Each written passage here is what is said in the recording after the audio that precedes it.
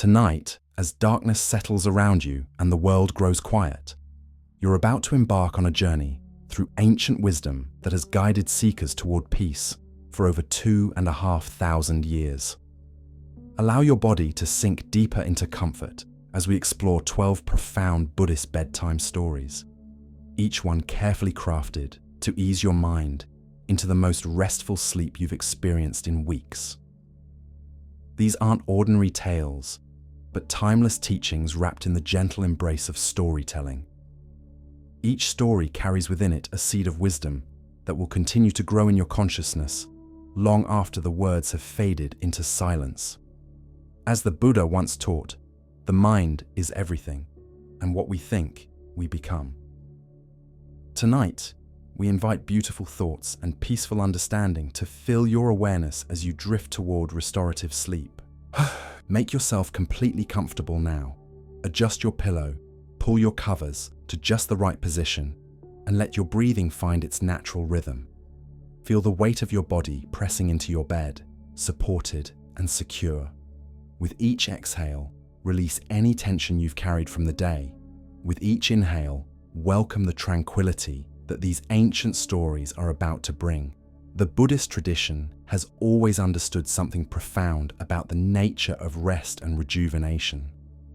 True sleep isn't merely the absence of wakefulness, but a sacred space where wisdom can take root in the deeper layers of our being. Tonight's stories will guide you into this sacred space, where healing happens and understanding blooms like lotus flowers in still water. Our first story takes us to a mist-covered mountain monastery in ancient Tibet, where the sound of prayer bells mingles with the whisper of wind through pine trees. Here, we discover why sometimes the greatest acts of compassion require us to do absolutely nothing at all. The Monastery of Silent Compassion. High in the Himalayan mountains, where clouds drift between peaks like wandering spirits and the air itself seems to shimmer with ancient wisdom, there stood a monastery unlike any other. This was Thangka Gompa, the Monastery of Silent Compassion, where monks practiced a form of mindfulness so profound that visitors often left feeling transformed without understanding exactly how. The monastery's most revered teacher was an elderly monk named Tenzin Norbu, whose presence radiated such peace that even the mountain winds seemed to grow gentler in his vicinity. Unlike other spiritual teachers who filled their days with elaborate teachings and complex philosophical discussions, Tenzin Norbu had developed a practice that appeared deceptively simple, yet proved remarkably powerful. Every morning at dawn, when the first light painted the mountain peaks in shades of gold and rose, Tenzin Norbu would position himself in the monastery courtyard with a large brass bowl filled with barley seeds. Travelers approaching the monastery after long, difficult journeys through treacherous mountain passes would find him there, sitting in perfect stillness, the bowl of seeds resting in his weathered hands. What made this daily ritual extraordinary wasn't what Tenzin Norbu did, but what he didn't do. He never offered advice to the weary travelers. He never asked about their troubles or inquired into their spiritual seeking. He never even spoke unless directly addressed, and even then, his words were few and carefully chosen. Instead, he simply sat in complete presence, radiating an energy of unconditional acceptance that seemed to emanate from the very core of his being. Travelers would approach, often carrying heavy burdens of worry, regret, or spiritual confusion, and find themselves drawn to sit near this silent figure. Without any guidance or instruction, they would begin to feel their internal turbulence gradually settling, like sediment slowly sinking to the bottom of a clear mountain lake. One autumn morning, as golden leaves from the monastery's ancient maple trees swirled through the crisp air, a young woman named Pema arrived at Thangka Gompa. She had traveled for weeks from her village in the valley below, driven by a desperation that had consumed her thoughts day and night. Her only child, a 7-year-old son, had fallen gravely ill with a mysterious condition that the local healers could not cure. Pema had heard whispers of the monastery's miraculous healing powers, stories of impossible recoveries and divine interventions that occurred within its sacred walls. She arrived expecting to find powerful rituals, ancient medicines, or at least elaborate ceremonies that might channel supernatural forces to save her child. Instead, she found Tenzin Norbu sitting quietly in the courtyard, the morning sun casting gentle shadows across his serene face. The bowl of barley seeds rested in his lap, each grain catching the light like tiny golden jewels. Pema approached with urgent steps, her heart racing with anxiety and desperate hope. "Master," she began, her voice trembling with emotion, "I have traveled so far to find you. My son is dying, and I need your help. Please, I beg you, use your powers to heal him. I will give anything, do anything you ask." Tenzin Norbu looked up at her with eyes that seemed to hold the depth of mountain lakes and the warmth of summer sunshine. He said nothing for several moments, simply taking in her anguish with complete presence. Finally, he gestured to a flat stone beside him, indicating that she should sit. "But my son," Pema protested, "he needs immediate help. Every moment I delay could be precious time lost." Still, Tenzin Norbu remained silent, his gesture gentle but persistent. Something in his demeanor, perhaps the absolute stillness of his presence, or the way his eyes seemed to see directly into her soul, convinced Pema to sit beside him on the cold stone. For the next hour, nothing visible happened. Tenzin Norbu continued his silent meditation, occasionally taking a single barley seed from the bowl and placing it on the ground for the mountain birds that had grown accustomed to his morning offerings. Pema sat beside him, her mind initially racing with impatience and worry, her body tense with the urgency of her mission. But gradually, something began to shift in the space between them. Tenzin Norbu's profound stillness seemed to create a field of calm that slowly enveloped Pema's agitated consciousness. Her breathing, which had been shallow and rapid, began to deepen naturally. The knot of anxiety in her chest started to loosen, not because her circumstances had changed, but because she was beginning to experience them from a different quality of awareness. As the sun climbed higher and the mountain air grew warmer, Pema found herself entering a state she had never experienced before. Her desperate thoughts about her son's illness didn't disappear, but they began to feel less overwhelming, like clouds passing through a vast sky rather than storms consuming her entire world. In this expanded awareness, she began to sense something she hadn't noticed in weeks of frantic worry. She realized that beneath all her fear and desperation lay an unshakable love for her child that was completely independent of outcomes. This love wasn't contingent on her son's recovery or dependent on her ability to find a cure.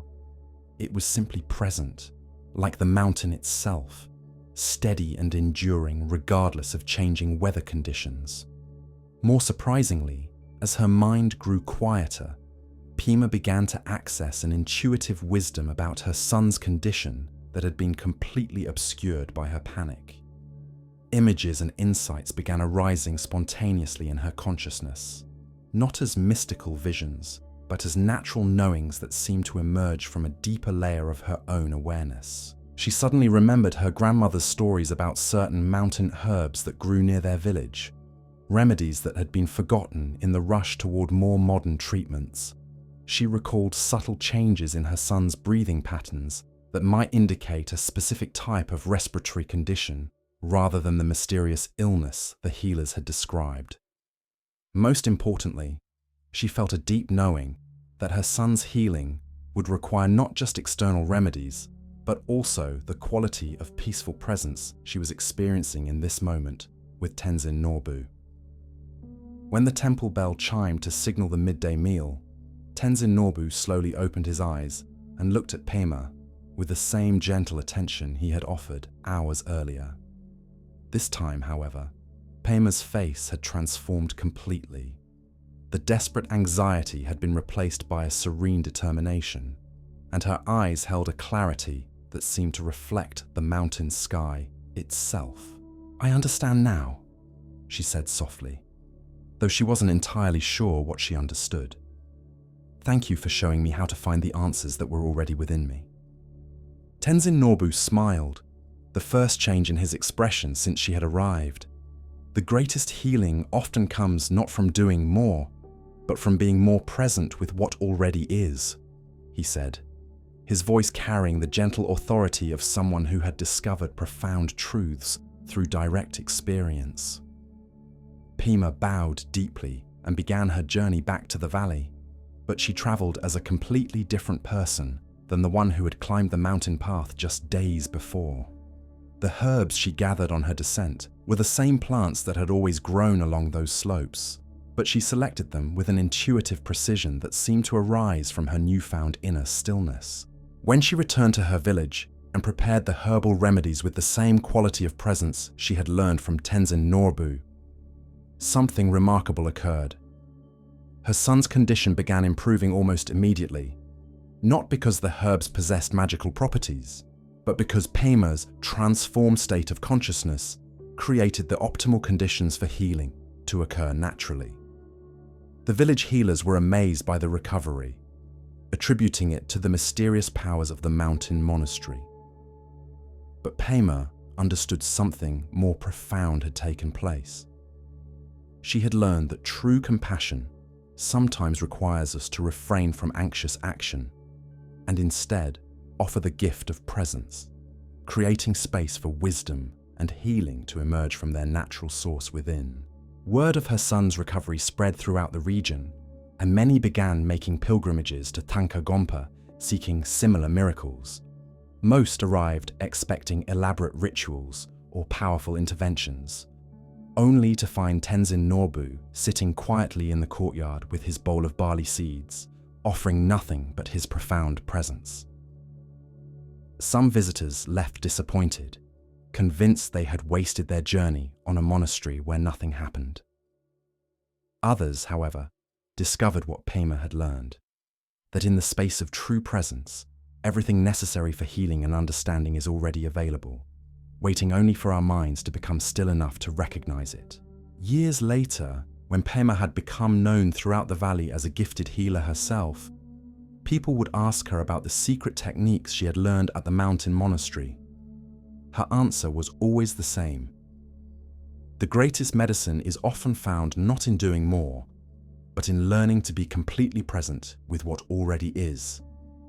This understanding became the foundation of her healing practice, and she discovered that patients often experience their most profound improvements not during moments of active treatment, but in the quiet spaces between interventions, when both healer and patient rested together in the kind of presence she had first encountered with Tenzin Norbu. The monastery's influence extended far beyond its mountain walls, as former visitors carried Tenzin Norbu's teaching of silent compassion into their daily lives. They discovered that this quality of presence could transform ordinary moments into opportunities for profound healing and understanding. The Merchant's Awakening. Our second story carries us from the high mountains to the bustling trade routes of ancient China, where a successful silk merchant named Wei Chen lived a life that appeared prosperous from the outside, but felt increasingly hollow within. Wei Chen owned the largest silk trading company in his province, with warehouses stretching along the banks of the Yellow River and caravans that traveled the length of the Silk Road. His reputation for fair dealing and quality merchandise had made him wealthy beyond his childhood dreams, yet something essential seemed missing from his existence. Every morning, Wei Chen would wake before dawn to inspect his warehouses, checking inventory and planning the day's shipments. His days blurred together in an endless cycle of negotiations, calculations, and strategic planning. By evening, he would collapse into bed exhausted, only to repeat the same routine the following day. The merchant's life might have continued in this pattern indefinitely, if not for an unexpected encounter that occurred during the festival of the autumn moon. As was customary, Wei Chen had given his workers the day off to celebrate with their families, leaving him alone in his main warehouse to complete some bookkeeping tasks he had been postponing. As twilight painted the sky in shades of amber and violet, Wei Chen heard an unusual sound echoing through the empty building. Someone was crying, not the loud sobbing of acute distress, but the quiet, steady weeping of someone who had been carrying sorrow for a very long time. Following the sound through the maze of silk bolts and wooden crates, Wei Chen discovered an elderly woman sitting in a corner of the warehouse. She wore the simple robes of a Buddhist nun, and her weathered face spoke of decades spent in contemplation and service. Beside her sat a small cloth bundle, apparently containing all her worldly possessions. "Venerable sister," Wei Chen said gently, approaching with the respect his upbringing had taught him to show religious practitioners. "How did you come to be in my warehouse? Are you in need of assistance?" The nun looked up at him with eyes that seemed to hold both profound sadness and unshakable peace. "Forgive me, merchant," she said, her voice soft but clear. "I sought shelter from the evening cold and found an open door. I meant no trespass." Wei Chen studied her more carefully, noting the quality of attention she brought to their conversation. Even in her obvious distress, she seemed completely present, neither lost in her sorrow nor anxious about her uncertain circumstances. Something about her demeanor reminded him of descriptions he had heard of advanced spiritual practitioners who had learned to remain centered regardless of external conditions. "Please, stay as long as you need," Wei Chen offered, surprising himself with his spontaneous generosity. "But tell me, what brings such sorrow to someone who has clearly found spiritual peace?" The nun was quiet for several moments, considering whether to share her story with this stranger who had shown her unexpected kindness. Finally, she began to speak, her words measured and thoughtful. "My name is Sister Mei Ling," she said. "For 30 years, I have served at the Lotus Temple in the mountains west of here, dedicating my life to meditation and service to others. Yesterday, I received word that the temple is being closed. The local magistrate has decided to convert the land for commercial use, and all the nuns must find new places to continue their practice." Wei Chen felt a surprising surge of indignation on her behalf. "Surely there are laws protecting religious sites," he said. "Have you tried appealing to higher authorities?" Sister Mei Ling smiled gently, her expression holding no trace of bitterness despite her loss. "In my years of practice, I have learned that fighting against circumstances beyond our control only increases suffering. The Buddha taught that attachment to places, even sacred ones, can become a source of bondage rather than liberation." "But where will you go?" Wei Chen asked, genuinely concerned for this stranger whose presence had somehow touched something deep within him. "I do not know yet," she replied with remarkable equanimity. "I trust that the path will reveal itself when the time is right. For now, I practice presence with what is, rather than anxiety about what might be." Wei Chen found himself studying Sister Mei Ling's face, trying to understand how someone who had just lost everything could radiate such profound peace. In his own life, even minor business setbacks would keep him awake for nights, his mind churning through worst-case scenarios and contingency plans. "Venerable sister," he said slowly, "would you teach me something of this peace you carry? I have achieved what most would consider success, yet I feel constantly anxious about maintaining it. You have lost your home and livelihood, yet you seem more at peace than I have felt in years." Sister Mei Ling regarded him thoughtfully, perhaps recognizing in his request the same sincere seeking she had encountered in many visitors to her temple over the decades. "True peace," she began, "doesn't come from having favorable circumstances, but from understanding the impermanent nature of all circumstances. When we deeply accept that everything in life is constantly changing, we can appreciate what we have without clinging to it desperately." She gestured to the warehouse around them, filled with beautiful silks in countless colors and textures. "These materials are lovely, but they are not permanent. Your business success is wonderful, but it too will change. Your body is healthy now, but it ages each day. When we truly understand impermanence, we can enjoy life's gifts without the suffering that comes from trying to make temporary things permanent. Wei Chen felt something shifting in his understanding as he absorbed her words. But doesn't accepting impermanence lead to indifference? He asked. If nothing lasts, why care about anything? This is a common misunderstanding, Sister Mei Ling replied with gentle patience. Accepting impermanence actually allows us to love more fully, not less. When we know that our time with someone or something is limited, we naturally appreciate it more deeply. A flower is beautiful precisely because it blooms briefly, not despite it. As they continued talking through the night, Wei Chen found himself sharing concerns and fears he had never voiced to anyone. Sister Mei Ling listened with the same quality of presence he had noticed earlier, offering occasional insights, but mostly providing the rare gift of complete attention. By dawn, something fundamental had shifted in Wei Chen's perspective. The sunrise filtering through the warehouse windows seemed more vivid than he remembered sunrises being for years. The sounds of the awakening city carried a richness he hadn't noticed when his mind was constantly preoccupied with business concerns. Sister Mei Ling, he said as the morning light grew stronger, I have a proposal. My warehouse complex includes several buildings I don't currently use for storage. Would you consider establishing a small meditation center here? You could offer teachings to others seeking the peace you carry, and I could provide support for your basic needs. The nun's eyes brightened with genuine surprise and gratitude. You would do this for someone you met just last night? I would do this for myself as much as for you, Wei Chen replied honestly. In one evening, you have shown me something I have been seeking my entire life without knowing it. Perhaps others in this city are searching for the same understanding.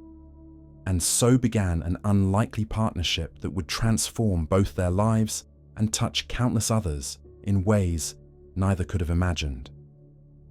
The meditation center that grew from that chance encounter became known throughout the region as a place where practical wisdom met daily life, where merchants and farmers, scholars and craftspeople could learn to find peace amid the inevitable changes of existence. Wei Chen discovered that approaching his business with the understanding of impermanence didn't make him careless or indifferent. Instead, it freed him from the constant anxiety that had previously consumed his days. He could make decisions from clarity rather than fear, treat his employees with greater compassion, and find genuine satisfaction in work that served others' needs. Sister Mei Ling found that losing her mountain temple had led to something she never could have planned: the opportunity to share Buddhist wisdom with people who might never have encountered it otherwise. The merchants and city dwellers who came to her teachings brought questions and perspectives that deepened her own understanding of how ancient wisdom applied to modern challenges. Years passed, and Wei Chen's transformation became evident to everyone who knew him. Where once he had been driven by an almost desperate need to accumulate wealth and status, he now conducted his business with a sense of playful engagement, like a master craftsman who takes joy in the process of creation, rather than clinging anxiously to the final product. His employees noticed the change immediately. The merchant, who had once barked orders and demanded impossible deadlines, now moved through his warehouses with an unhurried grace, offering genuine appreciation for good work and patient guidance when mistakes occurred. His negotiations, formerly tense battles of wills, became collaborative conversations where all parties sought mutually beneficial outcomes. The meditation center flourished beyond anything either Wei Chen or Sister Mei Ling had envisioned. What had begun as a simple arrangement between two people became a beacon that drew seekers from across the province. Farmers would arrive before dawn, completing their meditation practice before heading to their fields. Scholars would gather in the evenings, exploring how ancient teachings illuminated their studies. Even government officials, initially suspicious of any religious gathering, eventually became quiet supporters after witnessing the center's positive influence on the community. Sister Mei Ling's teaching style proved perfectly suited to her urban audience. Rather than offering abstract philosophical concepts, she grounded every lesson in the practical realities her students faced daily. When merchants worried about fluctuating prices, she taught them to see market changes as perfect examples of impermanence in action. When mothers struggled with their children's growing independence, she helped them understand how attachment to fixed roles creates unnecessary suffering. One particular teaching session remained etched in Wei Chen's memory with unusual clarity. A young scholar named Liu Ming had arrived at the center in obvious distress, his usually neat appearance disheveled and his eyes red from sleepless nights. "Sister Mei Ling," Liu Ming said after the evening meditation had concluded and most students had departed, "I need your guidance. I have been preparing for the imperial examinations for 3 years, dedicating every moment to my studies. Yesterday I learned that the examination format has changed completely. Everything I have memorized, every strategy I have developed is now useless. I feel as though 3 years of my life have been wasted." Sister Mei Ling listened with her characteristic presence, neither rushing to offer comfort nor dismissing his genuine distress. When Liu Ming finished speaking, she was quiet for several moments, allowing his words to settle in the space between them, like stones dropping into still water. "Liu Ming," she finally said, "let me ask you something. During these 3 years of intensive study, what did you learn beyond the specific material you memorized?"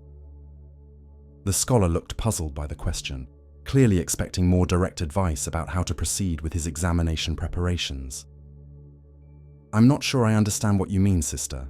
I learned the classical texts, historical precedents, literary forms required for the examinations."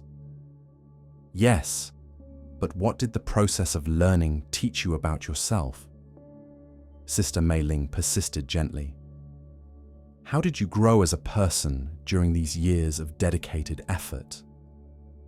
Liu Ming considered this carefully, his expression gradually shifting from confusion to recognition. "I suppose I learned discipline I didn't know I possessed. The ability to concentrate for hours without distraction, patience with difficult concepts that didn't yield their meaning immediately. And perhaps most importantly, I discovered that I genuinely love learning for its own sake, not just as a means to pass examinations." Sister Mei Ling smiled with evident pleasure at his insight. "So, these 3 years were not wasted at all. You have gained qualities of mind and character that will serve you regardless of what form the examinations take. More importantly, you have discovered something about the joy of learning that no external change can diminish." Wei Chen, who had been quietly observing this exchange, felt a familiar stirring of recognition. He remembered his own initial panic when Sister Mei Ling had first suggested that his business success was impermanent. At the time, her words had seemed threatening, as if accepting change meant inviting loss. Now he understood that acknowledging impermanence actually freed him to engage more fully with whatever circumstances arose. "Liu Ming," Wei Chen interjected gently, "may I share something from my own experience? When I first met Sister Mei Ling, I was terrified of any change to my business circumstances. I spent enormous energy trying to control outcomes that were ultimately beyond my influence. Learning to work with change rather than against it has not only reduced my suffering, but actually made me more effective in achieving my goals." The scholar listened intently as Wei Chen continued. "The examination format may have changed, but your capacity to learn and adapt has only grown stronger. Instead of seeing this as a loss, perhaps you can view it as an opportunity to demonstrate the deeper qualities you have developed." Over the following months, Liu Ming became a regular student at the center, applying Buddhist principles to his revised examination preparations.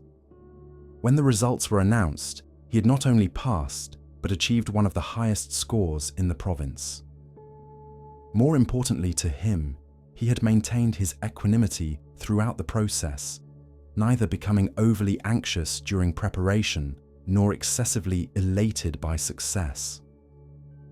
Stories like Liu Ming's became common at the meditation center, creating a reputation that extended far beyond the immediate community. Visitors would arrive expecting to find elaborate rituals or mystical practices, only to discover that the center's power lay in its practical application of profound wisdom to ordinary life challenges.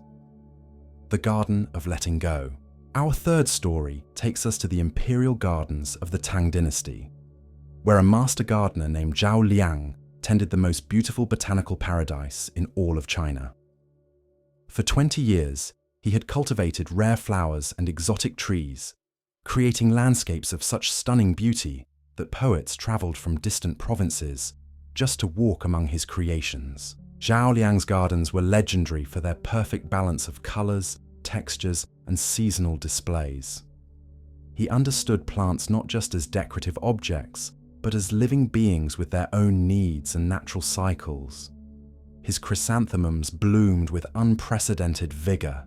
His peonies displayed colors that seemed to capture the essence of sunrise itself, and his carefully pruned pine trees embodied the harmony between human artistry and natural form. The emperor himself would often stroll through these gardens in the early morning hours, finding in their serene beauty a refuge from the endless demands of governing a vast empire. Court officials and foreign dignitaries regularly requested tours, hoping to understand the secrets behind such extraordinary horticultural achievement. For Zhao Liang, tending these gardens had become far more than a profession. It was a spiritual practice that connected him to the deeper rhythms of life itself. Each plant taught him something about patience. Each season revealed new aspects of beauty's impermanent nature, and every day brought subtle changes that kept his work fresh and engaging despite its repetitive elements. This peaceful existence was suddenly disrupted when a new court advisor, a man named Minister Chang, who had recently gained the emperor's ear, announced sweeping changes to the palace grounds. Minister Chang had traveled extensively in foreign lands and returned with ideas about modernizing everything from architecture to landscaping. These traditional gardens are outdated, Minister Chang declared during a court meeting that Zhao Liang was required to attend. We should create something that reflects our dynasty's power and innovation. I propose we remove these old plantings and install geometric patterns using imported species that will demonstrate our connections to distant kingdoms. Zhao Liang felt his heart contract with a pain he had never experienced in all his years of service. The thought of destroying 20 years of careful cultivation, of uprooting plants he had nurtured from seeds and saplings, seemed almost unbearable. These weren't just decorative elements to him. They were living companions whose growth he had guided and whose seasonal transformations he had witnessed with wonder year after year. That evening, unable to sleep, Zhao Liang wandered through his beloved gardens under the light of a full moon. The familiar pathways felt different now, tinged with the sadness of impending loss. He found himself memorizing details he had previously taken for granted. The way moonlight filtered through the leaves of his favorite maple tree, the subtle fragrance of night-blooming jasmine, the sound of water trickling through carefully placed stones. As he sat beside a small pond where lotus flowers floated like stars on the dark water, Zhao Liang encountered an unexpected visitor. An elderly monk had somehow entered the imperial grounds and was sitting in meditation beside the pond, so still and quiet that he seemed almost to be part of the garden itself. "Forgive the intrusion," Zhao Liang said softly, not wanting to startle the monk, but curious about how he had gained access to the heavily guarded palace grounds. "These are private gardens, though I can understand why someone would be drawn to meditate here." The monk opened his eyes slowly, regarding Zhao Liang with a gaze that seemed to take in not just his physical appearance, but something deeper about his current state of mind. "I am Master Huineng," he said simply. "I have heard of your beautiful creations and felt called to experience them directly. I hope you will forgive an old monk's trespass." Zhao Liang had heard whispers of Master Huineng, a teacher renowned for his profound wisdom and unconventional methods. Stories told of his ability to illuminate the deepest Buddhist teachings through simple observations about everyday life. To find such a figure sitting in his garden felt both surprising and somehow perfectly natural. "You are welcome here," Zhao Liang replied, settling onto the ground nearby, "though I fear these gardens may not exist much longer. Tomorrow, construction begins to replace everything you see with a completely different design." Master Huineng listened quietly as Zhao Liang explained the situation, his words tumbling out with unusual emotion as he described 20 years of patient cultivation that would soon be undone. The monk's presence seemed to invite honesty, and Zhao Liang found himself sharing feelings he had never voiced to anyone. "I understand that attachment causes suffering," Zhao Liang concluded, "but these plants feel like my children. How does one practice non-attachment when faced with the destruction of something beautiful that took decades to create?" Master Huineng was quiet for several minutes, his attention seeming to embrace the entire garden around them. When he finally spoke, his words carried the gentle authority of someone who had wrestled deeply with such questions. "Tell me," he said, "when you first planted the seed that grew into that magnificent maple tree, did you expect it to remain a seed forever?" Zhao Liang looked puzzled by the question. "Of course not. I planted it expecting it to grow and change, to become something completely different from its original form. And when autumn comes each year, do you mourn because the leaves change color and eventually fall?" "No," Zhao Liang replied thoughtfully. "The changing leaves are part of the tree's beauty. I look forward to each season's transformation." Master Huineng smiled gently. "Perhaps this garden too is simply entering a new season. The beauty you have created hasn't been lost. It has fulfilled its purpose and is now ready to transform into something different. But the destruction seems so unnecessary, so wasteful," Zhao Liang protested. "These plants could live for decades more if left undisturbed." "Could they?" Master Huineng asked. "Or might they eventually become overgrown, lose their vitality, become mere shadows of their former beauty? Sometimes ending one phase of existence allows something entirely new and unexpected to emerge." They sat together in contemplative silence as clouds drifted across the moon, creating shifting patterns of light and shadow throughout the garden. Zhao Liang found himself seeing his beloved plants with subtly different eyes, noticing not just their current beauty, but their place in larger cycles of growth, maturity, and transformation. "Master Huineng," he said eventually, "if I must let go of these gardens, how do I do so without feeling that 20 years of my life's work has been meaningless?" The monk reached into his simple robes and withdrew a small pouch. From it, he took a single lotus seed, holding it up so that moonlight caught its smooth surface. "This seed came from a lotus that bloomed in a pond that no longer exists," Master Huineng said. "The pond was drained, the lotus died, but its essence continues in this seed, ready to create new beauty when planted in fertile ground. Your gardens, too, carry seeds that will continue to bloom in ways you cannot yet imagine." He handed the seed to Zhao Liang, who cradled it carefully in his palm. "The beauty you have created has touched countless hearts, inspired numerous poems, provided peace for weary souls. Those influences continue to ripple outward long after the physical plants are gone. More importantly, the wisdom and skill you have developed through 20 years of patient cultivation remain with you, ready to create new forms of beauty wherever life takes you next." As dawn approached, painting the eastern sky in delicate shades of pink and gold, Master Huineng prepared to take his leave. "Remember," he said as he rose from beside the pond, "a master gardener knows that the most beautiful flowers often bloom in unexpected places, nurtured by soil, enriched by what has come before." The following weeks brought a transformation in Zhao Liang's perspective that surprised even him as he watched the careful dismantling of his life's work. Instead of experiencing the overwhelming grief he had expected, he found himself observing the process with a curious sense of detachment. Each uprooted plant seemed to carry with it not loss, but the completion of a cycle he had never fully appreciated before. Minister Chang's workers moved through the gardens with efficient purpose, cataloguing plants that might be relocated and preparing the ground for the new geometric designs.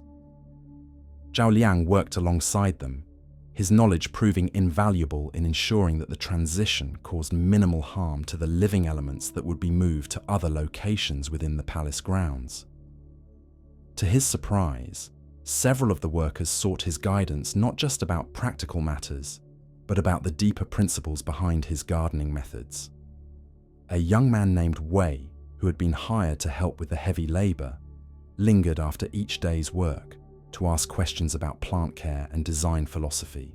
"Master Zhao," Wei said one evening as they sat beside the partially dismantled pond, "I've never seen someone approach plants the way you do.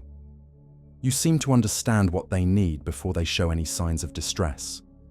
How did you develop such sensitivity?"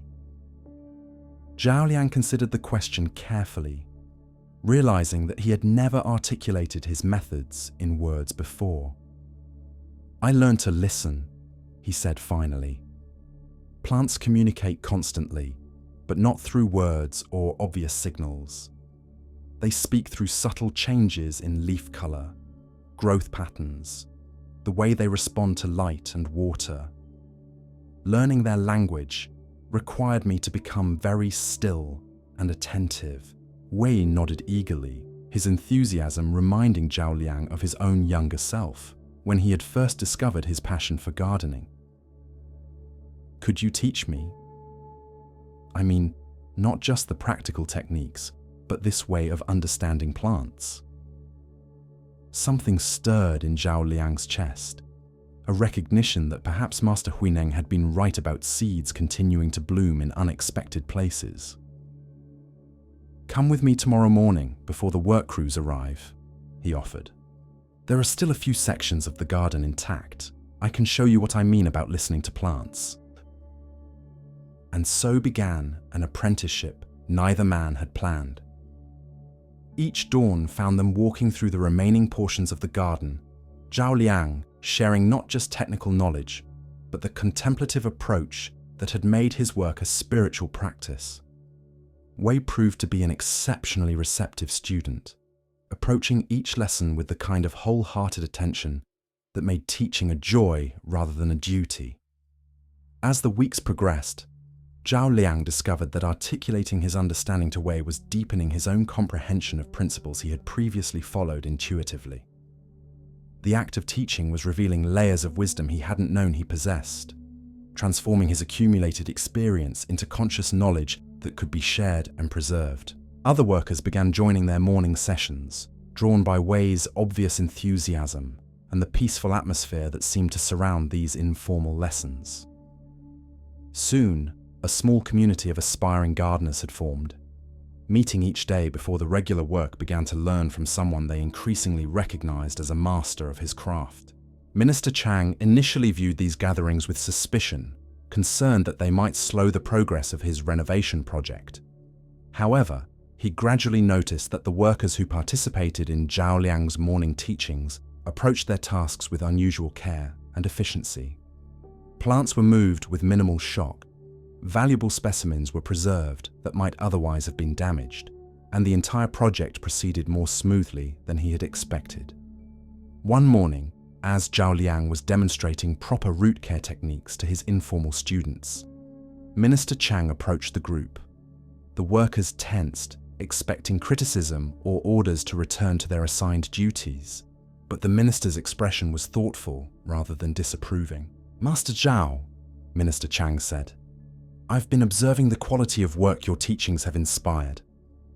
These men handle plants with a skill I didn't expect from common laborers. Would you consider formalizing your instruction? Perhaps we could establish a proper training program for palace gardeners." Zhao Liang felt a familiar stirring, the same sense of unexpected possibility he had experienced during his conversation with Master Huineng. "I would be honored to contribute to such a program," he replied. though I should mention that my methods emphasize understanding plants as living beings rather than merely decorative objects. That's exactly what I've noticed, Minister Chang said. The gardens I've seen in other kingdoms are impressive for their geometric precision, but they lack the vitality I observe in even the remnants of your work here. Perhaps our new design could benefit from combining innovative layouts with traditional wisdom about plant care. This conversation marked the beginning of a collaboration neither man had anticipated. Minister Chang's vision for modernizing the palace grounds merged with Zhao Liang's deep understanding of horticultural principles to create something entirely new. The geometric patterns that had seemed so threatening to the old garden's organic beauty were softened and enhanced by plantings that honored both aesthetic innovation and botanical wisdom. Wei emerged as the most dedicated student in the formalized training program that developed from these humble morning sessions. His natural sensitivity to plant needs, combined with Zhao Liang's systematic instruction, produced remarkable results. Within a year, he had progressed from common laborer to assistant gardener, his work displaying the same quality of attentive care that had characterized his teacher's approach. The new imperial gardens, when finally completed, drew even more visitors than their predecessors had. The geometric designs provided a striking framework that showcased the natural beauty of carefully selected plants, while Zhao Liang's principles of botanical care ensured that every element thrived within the innovative layout. Zhao Liang found himself busier than ever, but with a different quality of engagement than he had experienced during his solitary years of garden creation. Teaching brought its own satisfactions, particularly the joy of watching students develop their own unique approaches to plant care while maintaining the fundamental principles of attentive observation and respectful treatment. Years later, when dignitaries from distant kingdoms came to study the palace gardens, they would often remark on the unusual harmony between artistic vision and horticultural health. What they were observing, though they might not have recognized it, was the fruit of a collaboration that had emerged from apparent loss. Wei, by then a master gardener in his own right, would sometimes ask Zhao Liang about those difficult weeks when the original gardens were being dismantled. Did you know then that something even better would emerge from what seemed like destruction? Zhao Liang would smile, remembering Master Huineng's words about lotus seeds carrying the essence of vanished ponds. I learned that endings and beginnings are often the same event, viewed from different perspectives, he would reply. What appeared to be the death of one garden was actually the birth of something larger than I could have imagined alone. The fisherman's net. Our fourth story carries us to the coastal waters of ancient Vietnam, where the morning mist rises from the South China Sea like incense offered to invisible temples. Here lived a fisherman named Duke, whose weathered hands knew every current and tide along a stretch of coastline he had worked for more than 30 years. Duke owned a modest fishing boat and cast his nets in the same waters his father and grandfather had fished before him. His catch was never spectacular, but it was steady and sufficient to support his family and maintain his simple way of life. Each dawn found him rowing beyond the breakers, reading the subtle signs that told him where fish might be schooling beneath the surface. Unlike many fishermen who worked these waters in groups, sharing knowledge and sometimes combining their efforts for larger catches, Duke preferred the solitude of working alone. He had developed an almost mystical understanding of the sea's rhythms, an intuitive sense of where to cast his nets that seemed to operate beyond conscious thought.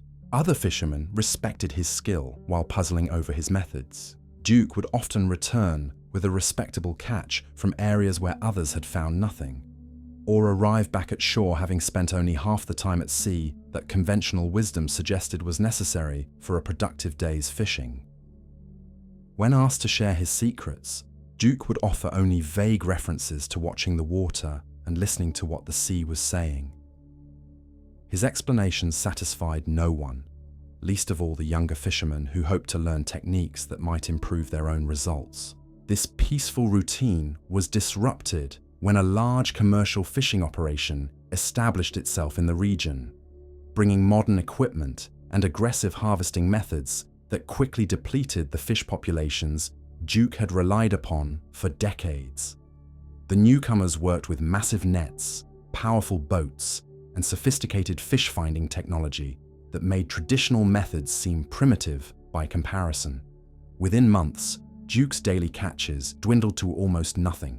The small fish he had always targeted were either caught by the commercial operation's enormous nets or driven away by the noise and disturbance of their industrial-scale activities. For the first time in his adult life, Duke faced the possibility that he might not be able to support his family through fishing.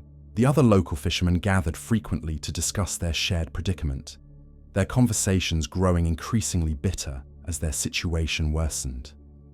Some spoke of sabotaging the commercial operations equipment, while others considered abandoning fishing altogether to seek work in the expanding cities.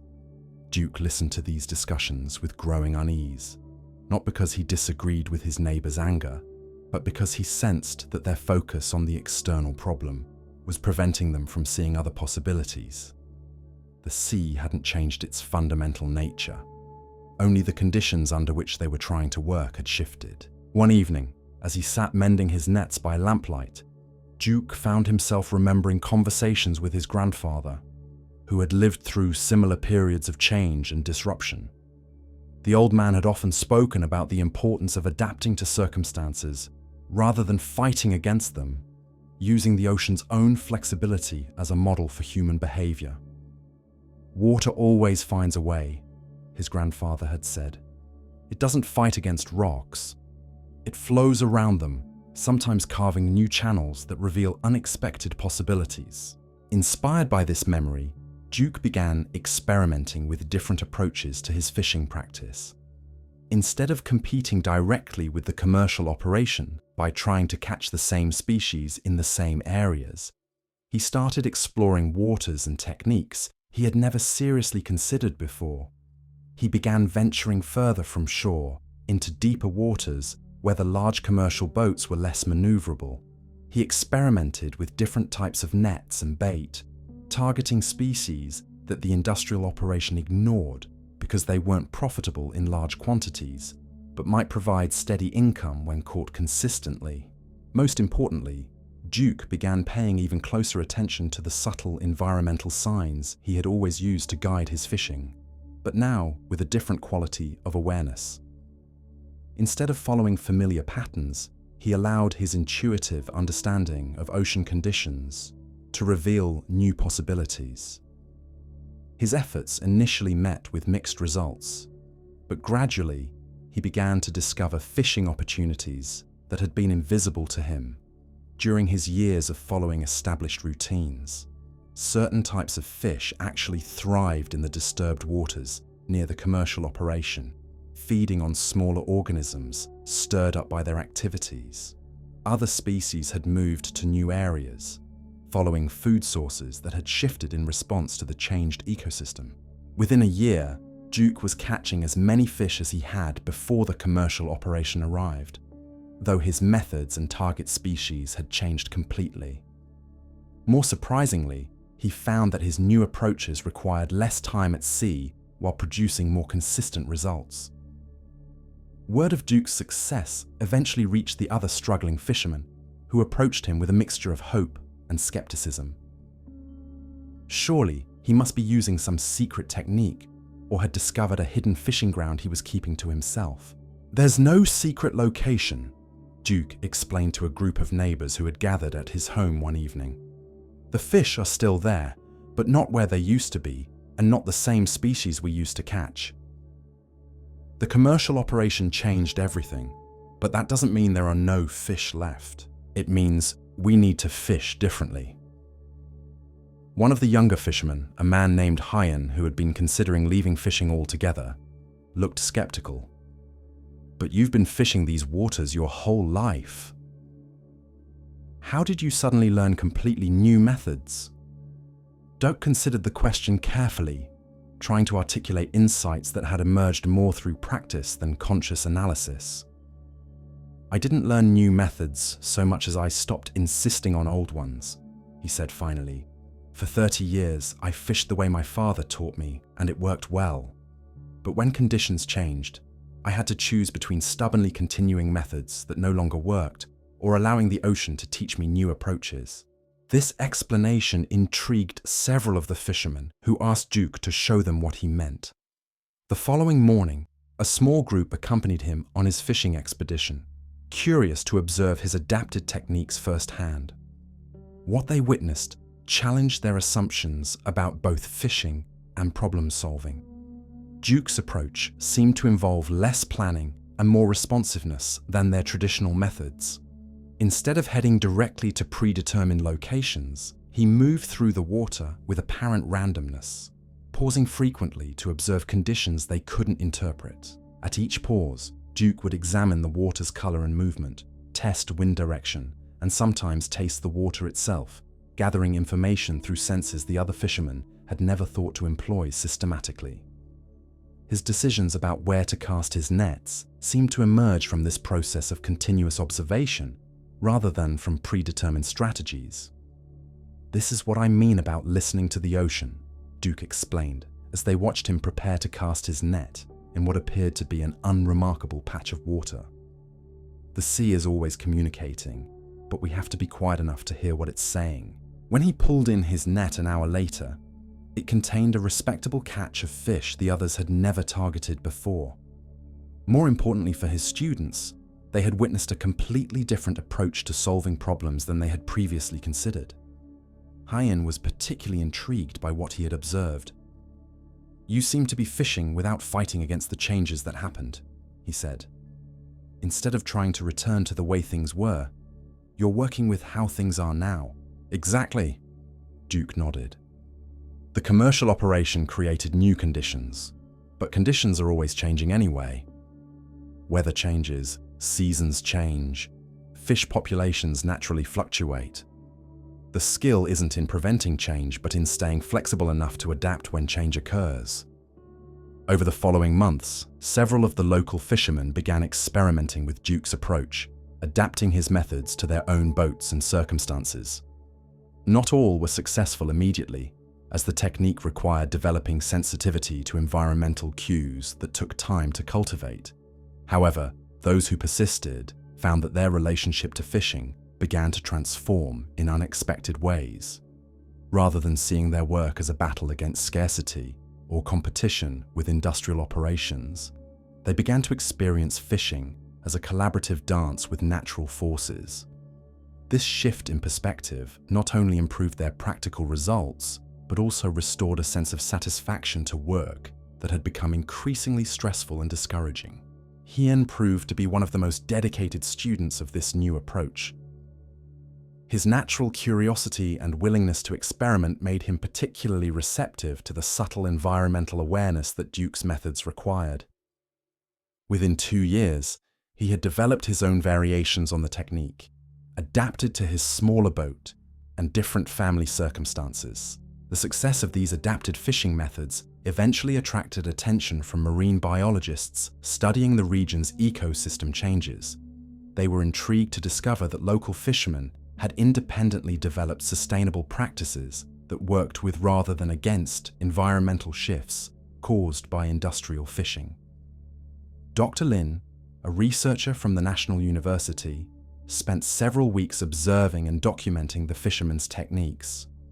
Her conversations with Duke revealed parallels between his intuitive methods and sophisticated ecological principles she had studied academically. "What you're doing," she explained to Duke during one of their interviews, "is practicing adaptive management without calling it that. You're reading environmental indicators, adjusting your approach based on feedback, and maintaining flexibility in the face of changing conditions. These are exactly the principles we recommend for sustainable resource management." Duke listened with interest, but without surprise. "My grandfather always said the ocean was the best teacher," he replied. "It shows you how to bend without breaking, how to find opportunity in difficulty, how to work with what is rather than demanding what you wish existed." Dr. Lin's research eventually contributed to policy changes that better regulated industrial fishing operations while supporting traditional fishermen who had developed sustainable practices. But for Duke and his colleagues, The most important outcome was the renewed sense of purpose and effectiveness they had found in their ancient profession.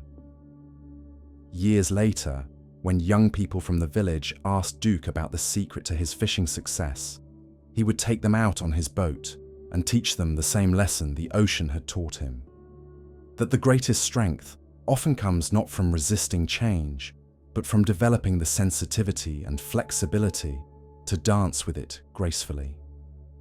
The scholar's empty cup. Our fifth story transports us to the renowned Academy of Wisdom in ancient Korea, where scholars from across the peninsula gathered to study the classical texts and debate philosophical principles that had guided civilizations for centuries. The Academy's halls echoed with passionate discussions about governance, ethics, and the nature of human understanding. Among these learned men was a brilliant scholar named Professor Kim, whose reputation for intellectual prowess had earned him recognition throughout the kingdom. His memory was extraordinary, capable of reciting entire volumes of classical literature without error. His analytical skills were so sharp that other scholars would seek his interpretation of the most complex philosophical passages. Professor Kim had devoted 15 years to mastering every major text in the Academy's vast The Evolution of Ideas library. He could trace through different dynasties, identify subtle contradictions between competing schools of thought, and construct elaborate logical arguments that left his opponents speechless in formal debates. Despite his intellectual achievements, Professor Kim found himself increasingly restless and dissatisfied. The knowledge he had accumulated felt somehow hollow, like beautiful vessels that contained no water. He could explain complex theories about wisdom and enlightenment, yet these concepts remained abstract ideas rather than lived experiences. This growing sense of emptiness led him to seek out Master Park, an elderly teacher known for his unconventional approach to learning. Unlike other professors who filled their lectures with quotations and references, Master Park often taught through simple observations about everyday phenomena. Professor Kim approached Master Park with characteristic confidence, prepared to engage in the kind of sophisticated intellectual discourse that had made his reputation. "Honored teacher," he began, "I have come to discuss the deeper implications of the classical teachings on wisdom. Perhaps we could explore the relationship between knowledge and understanding as expressed in the ancient texts." Master Park listened politely, then invited Professor Kim to join him for tea in his simple quarters. As they settled onto floor cushions around a low wooden table, Master Park began preparing tea with deliberate, unhurried movements. "Before we discuss such weighty matters," Master Park said, "let us refresh ourselves." He placed a delicate porcelain cup before Professor Kim and began to pour hot tea from a ceramic pot. The fragrant steam rose between them, creating a moment of quiet intimacy in the sparse room. Professor Kim waited expectantly for the tea service to conclude so their philosophical discussion could begin. But as Master Park continued pouring, something unusual happened. The tea filled Professor Kim's cup to the brim, yet the elderly teacher kept pouring. Tea spilled over the rim, across the table, and onto Professor Kim's robes. "Stop!" Professor Kim exclaimed, leaping to his feet. "The cup is full!" "No more will go in." Master Park set down the teapot and looked at his visitor with gentle eyes. "Like this cup," he said quietly, "you are full of your own knowledge and opinions. How can I show you anything new unless you first empty your cup? As these ancient stories fade into the gentle embrace of sleep, may their wisdom continue to bloom in the quiet gardens of your dreams. Each tale you've heard tonight carries seeds of understanding that will grow and flourish in the fertile silence of your resting mind, revealing new insights with each passing season of your spiritual journey.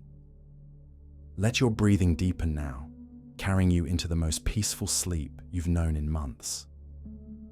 These timeless teachings from masters who walked the earth centuries ago remain as relevant and transformative today as they were when first shared beside flickering temple lamps and mountain streams. Sleep well, knowing that wisdom never truly sleeps, but continues its gentle work of healing and illumination, even in our deepest rest.